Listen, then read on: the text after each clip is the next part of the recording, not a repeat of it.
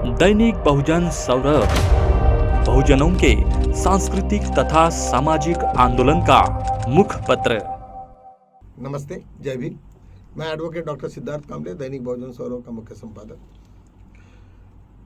आज जिस तरीका से वेस्ट बंगाल में इलेक्शंस हो रहा और जो बीजेपी अपना पूरा पावर बता के वहाँ पे ऑब्जर्वर करके आईपीएस ऑफिसर्स को वो एंगेज कर रहे हैं और जिस तरीका से लोगों को डराना धमकाना चल रहा है, उसी तरीका से वहाँ पे ममता बनर्जी भी उतने ही जोर से वो भी कमर कस के हैं और इतना एक तरफ में पूरा का पूरा गवर्नमेंट की मशीनरीज लग गई है और दूसरे तरफ में इनकी जो वानी है अमित शाह की, वो इतनी गंदी है कि जिसके वजह से वहाँ के लोग बड़े दुखी है। वहाँ पे एक इस तरीका से एक माहौल चल रहा है कि ये लड़ाई हमारी वेस्ट बंगाल वर्सेस गुजरात है और जब ये लड़ाई अपने अस्तित्व की हो जाती है तो बहुत सारे लोग उसमें कूद पड़ते हैं या इवन तुम्हारे नज़दीक के भी लोग हैं, वो अपने आप को कहते हैं कि नहीं, आज हमें स्टेट की लड़ाई लड़नी है, हमें आउटसाइडर नहीं, यहाँ पे आके मोदी और शाह बैठेंगे और हमारे सिर पे और हमारा पूरा बर्बादी का चालू हो जाएगा। ये सब सिचुएशंस आज सबके सामने में आया है और उसके वजह से और उनकी जो भाषा है जिसकी वजह से काफ़ी दुखी है। मुझे लगता है कि बीजेपी के जो कोर वोटर्स है वो भी काफ़ी नाराज है। हो सकता है कि वो लोग और कुछ गेम कर लेते, लेकिन जो मशीनरीज के तरफ से जिस तरीक़ा से वो बहकावे में आके सब काम कर रहे हैं, वो मुझे नहीं लगता कि वो कितने कामयाब हो गए, क्या हो गए। एक तरफ में तो उन्होंने कह दिया है अमित शाह ने कि भाई दीदी आप तो बस अभी ख़त्म हो गई, इस तरीक़ा से वो गंदी भाषा भी इस्तेमाल की। तो मुझे लगता है कि यदि ये वो होना था तो फिर इतना सारा करने की क्या ज़रूरत थी। तो ये कुछ ना कुछ तो भी बहुत बड़ा ये गेम चल रहा है और वो गेम में शायद बीजेपी फंसती है और कौन फंसता है ये तो मालूम नहीं।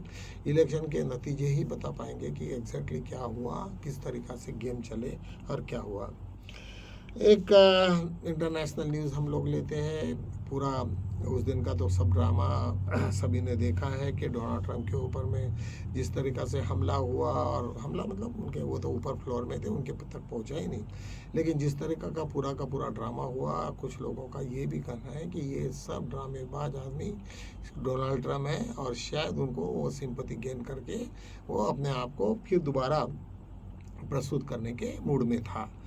अभी क्या है, सच्चाई है क्या नहीं है, लेकिन पूरे वर्ल्ड ने जो देखा वो तो एक अलग टाइप का ड्रामा था और वो सब ड्रामा में वो कितना सक्सेस हुए नहीं हुए ये तो मालूम नहीं, लेकिन एक बड़ी ज़बरदस्त कहानी और वहाँ पे स्टार्ट हो गई कि वो सब चीज़ें वो ये जितना भी डोनाल्ड ट्रंप की जो प्रतिमा जो ये हो गई, मलिन हो गई है इलेक्शंस में या फिर और ये मतलब वार में, उसको फिर दोबारा सुधारने की ये सब चक्कर चल रहा था। लेकिन मुझे लगता है कि कितना ये हो जाएगा। अभी ये पता चला कि ईरान और टाइट कर दिया। उन्होंने कहा कि मैं हरमुज़ की खाड़ी को मैं अभी बंद नहीं करूँगा, उनको खोलूँगा, लेकिन मैं तो तुमसे हर्जाना वसूल करूँगा, उसमें टोल टैक्स वसूल करूँगा और टोल टैक्स भी काफ़ी बड़ा है, $28 लाख तुमको देना पड़ेगा हर इसमें।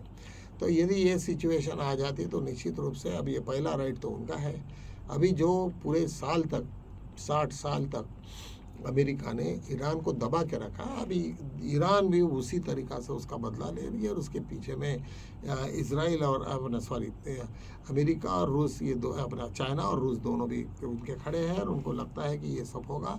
खैर ईरान एक बहुत ही समझदार और ये है, वो शायद इस टाइप का नहीं करेगा, क्योंकि अमेरिका को यदि उसको ये नहीं दिया, ऑयल नहीं दिया, तो निश्चित उनका ही नुकसान है। वो सब को इस तरीक़ा से ट्रेड को वो नष्ट नहीं करेंगे, लेकिन उसके बाद में उसका तो निश्चित रूप से टोल टैक्स तो लेना ही लेना है उन्होंने और वो लेंगे। इस टाइप का वो सिचुएशन है और उनकी, क्योंकि डोनाल्ड ट्रंप बहुत ही अभी परेशानी में है कि किसी भी हालत में उनको वहाँ का वो ये जो शिपिंग है और जितना ऑयल एंड गैसेस का जो मसला है उसको जल्दी से जल्दी ख़त्म करना है, चाहे किसी भी कंडीशन में जाके। तो मुझे लगता है कि ये उनको वार अभी नहीं चाहिए। उन्होंने सब वार के देखे, सब परिणाम जो भी हो गए सब उनके अगेंस्ट में गए और ईरान ने कुछ भी झुके नहीं। और ईरान ने जिस तरीक़ा से छोटा सा राष्ट्र अमेरिका के इतने बड़े राष्ट्र के साथ में जिस तरीक़ा से उन्होंने ये ली, उसने टक्कर ली, वो निश्चित रूप से काफ़ी बड़ा सराहना है। और जिस तरीक़ा से उन्होंने स्ट्रैटेजी बनाई, इतने सालों के बाद में जब कोई स्ट्रैटेजी बनाता तो निश्चित रूप से उनको मालूम रहता कि कौन साथ देंगे और कोई नहीं। और इसमें निश्चित रूप से चाइना और रशिया ने ईरान को काफ़ी साथ दिया, जिसके ऊपर में अमेरिका का पूरा इकोनॉमी पूरी ख़त्म हो जाएगी। ख़त्म इन द सेंस काफ़ी नुकसान होगा, क्योंकि उनके मिलिट्री में जो भी उनके आर्म्स वगैरह खरीदने वाले सब पूरे विदेश वो सब ख़त्म हो गए। गल्फ़ में वो तो उनको घुसने नहीं देंगे, उसके वजह से गल्फ़ का रेवेन्यू चले गया, पेट्रो डॉलर ख़त्म हो गए। उसके बाद में जो भी ये उनके जो लॉसेस हो गए, इट्स वेरी ट्रेमेंडस लॉसेस हो गए। तो मुझे लगता है कि अमेरिका को इसमें से फिर दोबारा खड़े होने के लिए काफ़ी साल लगेगा। ये बहुत ही बड़ी रिस्क उन्होंने ली और निश्चित रूप से उसमें हार भी होगी। एक वीडियो आया है छोटा सा, और एक जितने भी ये स्टेट में बीजेपी का स्टेट है उसमें स्पष्ट है, एक महिला का इंटरव्यू है कि वहाँ पे कहते हैं कि सेक्स करो, पद लो, टिकट लो।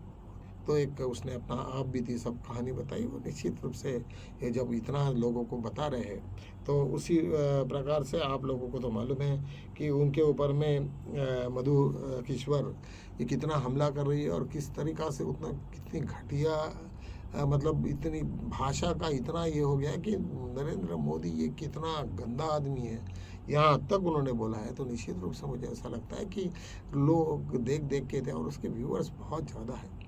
तो मुझे लगता है कि निश्चित रूप से आरएसएस जो गेम खेल रही है मोदी के ऊपर में, मोदी के नाम का, क्योंकि उन्होंने सेकंड लाइन ही तैयार नहीं की। तो ये सब सिचुएशंस को उनको बंद करना पड़ेगा। और जहाँ तक आम आदमी पार्टी का है और उनके सुप्रीमो का है, वो सब अभी शांत बैठे हैं, क्योंकि साथ के साथ लोग अगर बीजेपी में वो सब ये हो रहे हैं, समाविष्ट हो रहे हैं। तो निश्चित रूप से बड़ी चिंताजनक बात है। और उसका क्या परिणाम होगा आने वाले दिनों में क्या है, सब लोगों का प्रेडिक्शन है। जैसे जैसे आगे में दिन जाएंगे तो ये सब बातों पे खुलासा होगा। एक बहुत ही खतरनाक एक वीडियो सामने आया। एक आदिवासी कंकाल, एक आदिवासी आदमी कुछ बैंक में पैसा लेने के लिए गया था, उसके सिस्टर के नाम पे उसका था। उसका नाम था उड़ीसा का जीतू मुंडा, और उसकी बहन का नाम था कुछ कालरा मुंडा। ये जब वो वहाँ पे उन्होंने कहा कि उसका डेथ सर्टिफिकेट चाहिए, ये चाहिए, वो चाहिए, वो अनपढ़ आदमी जंगल में रहने वाला, उसको कुछ भी नहीं मालूम था। और हालांकि वो इतना परेशान हो गया कि उसने वो कंगाल को, क्योंकि वहाँ पे जलाते नहीं गार्ड थे, वो कंगाल उठाया और वो बैंक में गया। और बैंक में जाने के बाद में उसने कहा कि ये लो, इसकी पहचान लो, ये क्या करना करो। ये सब सीन होके उन्होंने पुलिस को बुलाया, और उसका बहुत बड़ा वायरल हो गया। कई उसने वीडियो ने ये किया कि ये देश की हालत क्या है, ये देश है या क्या है। एक अभी भी एक आदिवासी को 20,000 रुपये, 19,300 रुपये निकालने के लिए उसका पूरा कंगाल लेके गया, फिर भी उसको कोई यश नहीं आया। उन्होंने कहा कि नहीं, हमको इसी टाइप के पेपर चाहिए। अभी ये कितनी एक ज़बरदस्त एक बात है कि भाई एक आदमी, अनपढ़ आदमी, उसको कुछ भी नहीं मालूम ये क्या होता, कैसे होता है, बैंक में क्यों पैसा रखते हैं, और उसके लिए नॉमिनी क्या है, नॉमिनी भी मर गया। तो ऐसे सिचुएशन में उसने कहा कि मैं अकेला हूँ, उसको अभी कुछ नहीं है। ये देख के बड़ा वीडियो को बड़ा बुरा लगा, सभी लोगों को बड़े दुखी हो गए। पूरे देश में ऐसा लगा कि ये देश है या क्या है, क्योंकि एक आदमी अपने को साबित करने के लिए कि मेरी बहन मरी, तो उसको कंगाल लेके जब वो वहाँ पे जाता है, बैंक पे वहाँ रखता है और बोलता है कि ये देखो इसको। कितनी मतलब शर्म लायक बात है। पर हमारे देश में हम काहे के देश में चलाते हैं। और वो कभी कभी वो डोनाल्ड ट्रम्प कहते हैं ना कि ये ब्लैक होल है, तो ये सच है। यहाँ पे लोग ऐसे ऐसे टाइप में ज़िंदगी जीते हैं कि जिसके बारे में हम कल्पना भी नहीं कर सकते। तो चलो आज हम यहीं रुकते, कल मिलेंगे नए मुद्दों के साथ। तब तक के लिए जय।